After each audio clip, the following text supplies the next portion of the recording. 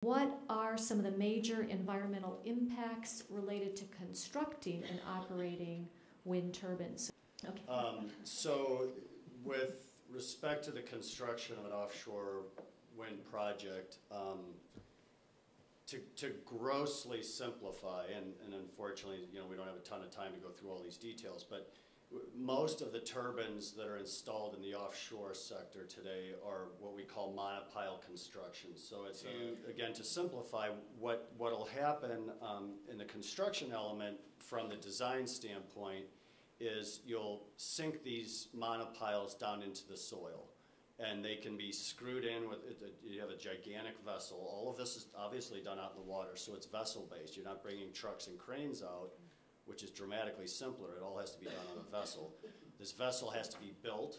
It can't come into the Great Lakes from the outer continental shelf, from the ocean, because it won't fit through the locks. So it's a big vessel, holds one of the largest cranes anyone has seen. It's a very large crane. So this turbine tower is either hammered or screwed, in essence, down into the soil, and then the remainder of the tower, which you'd see in a land-based wind turbine, is put on top of that foundation. So the issues that we wrestle with in the outer continental shelf, and we expect most of those, working with Tom's group and others, to be very similar. You have silt and disturbance of the soils that you have to be cognizant of and how you deal with that. You have the issues of making sure the vessels you're using for construction have sound policies and plans in place for not spilling diesel fuel or oils, and how do we mitigate the emissions from those vessels? It's a big piece of our permitting in Delaware that's held up our project right now, is making sure that we're reviewing the emissions from those vessels. So it's really all encompassing.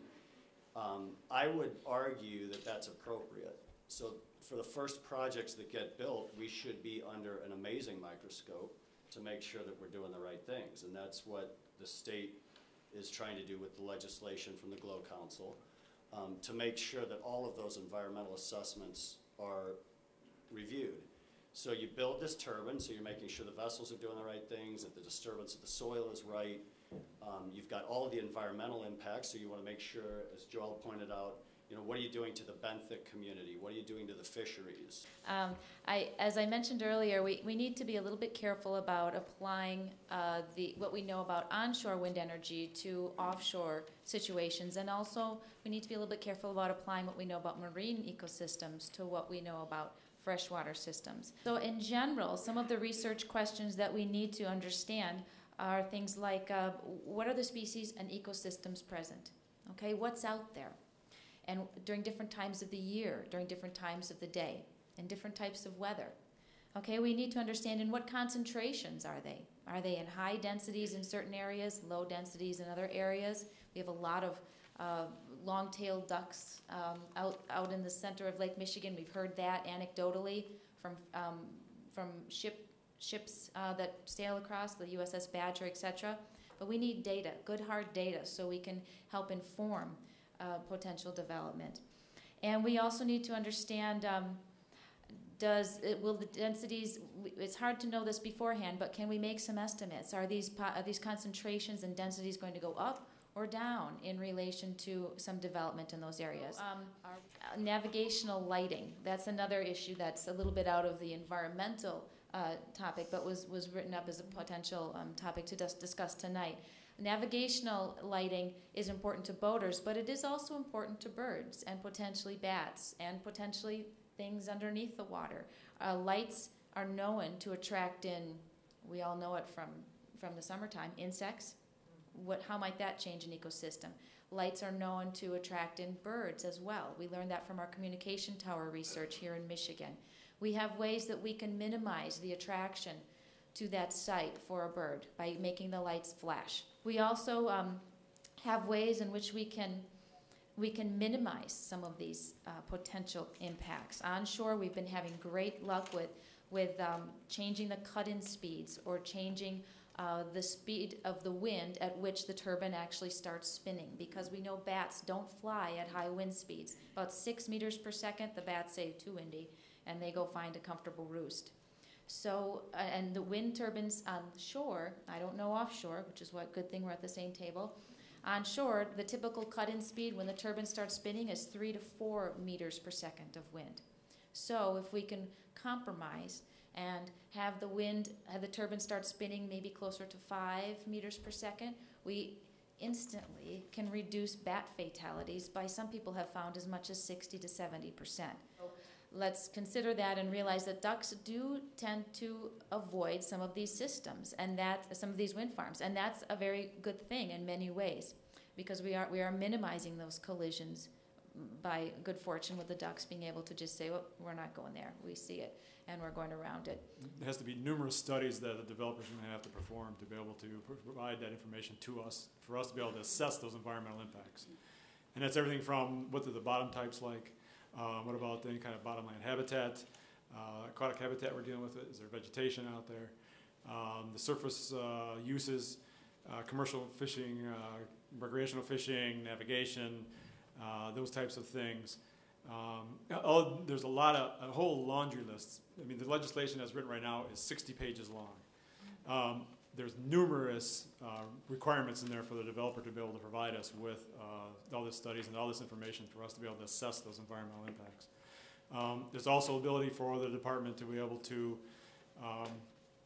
put in numerous conditions into the operation, the construction, time of the year you construct, or you avoid times of the year. There could be things like the cut-in speed, which is the speed at which the turbines would start to avoid bird bat strikes. What time of year they start constructing. They may have to shut down for a period of time, perhaps, to be able to allow migrations to occur. But there's a lot of different opportunities for the department to be able to put in conditions to minimize those adverse impacts and to mitigate any kind of other adverse impacts, again, through operational conditions. So that's really what I wanted to talk about with that. Again, the aquatic environment, they would have to provide a lot of different studies. Also looking at submerged cultural resources. Are we going to be putting these things where there's shipwrecks in the area? We've got to avoid that. They've got to do those kinds of studies. What kind of bottom type, what concentrations, what kind of fisheries habitat do we have on the bottom? Different types of benthic habitat, which are the little critters living in the sediment, which provide food and for other animals in the ecosystem. So. But it's also a question about economic opportunity, and as I sometimes engage with audiences like this, where people have very strong feelings, sometimes feeling, like, why do we need to go there? I do need to introduce a couple of thoughts. Here's a fact for you. In the last 10 years, I believe I'm pretty close to accurate, in the last 10 years, 900,000 people in the state of Michigan have lost their job. As I mentioned, it's not only about generating energy differently, but it's an economic opportunity, and it is very clear, I think, to many of us here at the table and others in this room that someplace in the Great Lakes system, whether it's in Michigan, whether it's in Indiana, whether it's in the province of Ontario, state of New York, somebody is going to do offshore wind. Does Michigan as a state, does West Michigan as a region want to own part of that opportunity? 10 years from now, when finally decision is made there will be offshore wind in the Lake Michigan region, do we want to import those manufactured goods from the state of New York, the province of Ontario, from Norway, from Spain? Or would we like to maybe say these are Michigan-built products, these are Michigan-manufactured products that we have learned how to develop and share with the rest of the industry right here. But I would take to heart, and if you're thinking about research, go out to the Glow Council's website and look at the work that was done, okay? Because we had some real professionals that were engaged in this. Michigan has taken the correct approach, and I spend a ton of time in a lot of states and provinces. We took the right approach. What we are doing is improving upon the work done by many, many, many other jurisdictions. We are not starting from scratch, okay?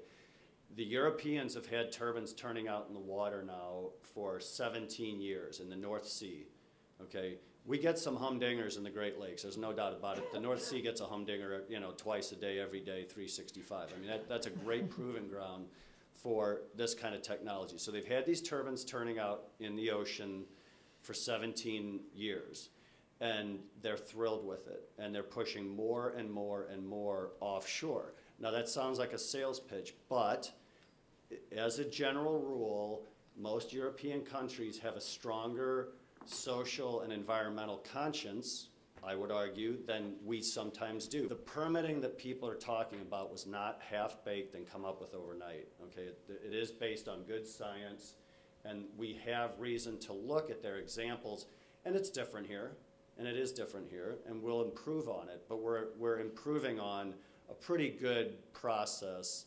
And so I would just say, know that this isn't half-baked and coming from nowhere. You can go out to the GLOW site, go to the European wind energy site, the Danish wind energy site, are both outstanding. Gobs and gobs and gobs of good data.